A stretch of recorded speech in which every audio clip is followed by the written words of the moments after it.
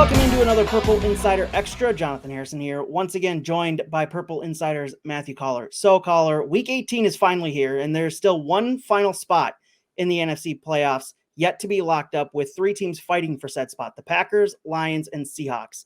And the Packers and Lions play each other. Seahawks play the Rams. The scenarios for each team to get in are: the Seahawks need to beat the Rams and have the Packers lose.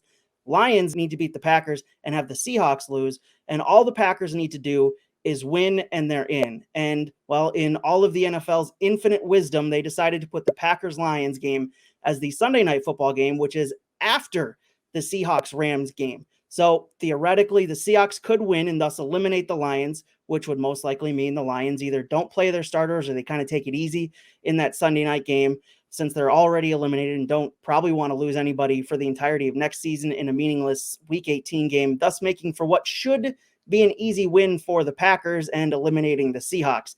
As a general sports watcher and not at all a sports conspiracy theorist, is the NFL setting this up for the Packers to get in? First, did you guys all catch all those scenarios? Maybe rewind the video and try to follow that with a flow chart or something. It is a little tricky, but no, this is not a conspiracy, I don't think. I do think that they want Aaron Rodgers on TV fighting for a final playoff spot.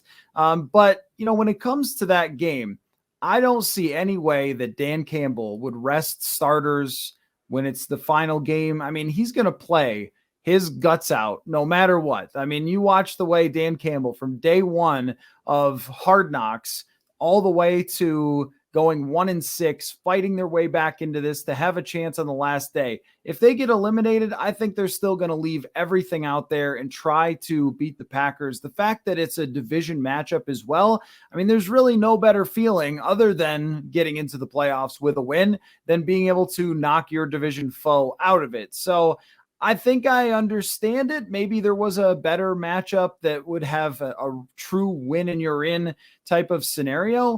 But I also think that, you know, if Seattle doesn't win, then you're still talking about quite an exciting game. And the Rams are a weird team at this moment. I mean, they can still play, like the way Baker Mayfield has fit in there, and they've still got some very talented players. And Seattle has been kind of struggling along in the second half of the season to stay into this race. So I wouldn't be shocked if that does end up as a true win in your in game. But yeah, either way, they probably wanted one of the league's biggest stars that everyone wants to turn out to watch, and one of the most popular teams in America to be on TV with a win and you're in situation.